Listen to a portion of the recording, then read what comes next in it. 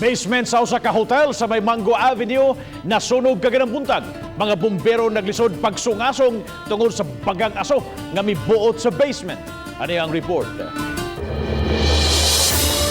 Baga ug itom nga aso ang misugat sa mga bumbero silang pagresponde sa sunog nga miulbo sa basement sa usa ka hotel sa may Mango Avenue. Kung ito makita, kasamtangang nagmaniobra ang mga bumbero sa pag-penetrate. Unya initially, nagsugod kuno ang sunog sa basement area sa hotel.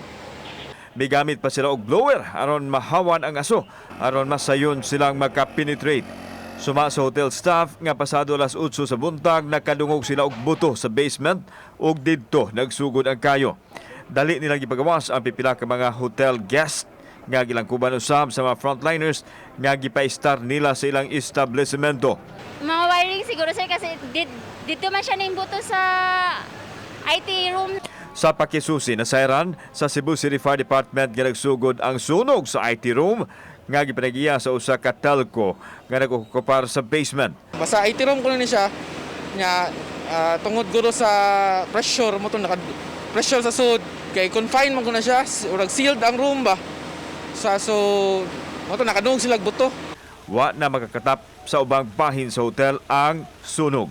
Nakontrol ang sunog pasado alas 10 sa buntag ug nidanyos kini og 300,000 pesos. Usa ra gyud ang atong lisod diri sa kay tungod dining mga confined space gyud.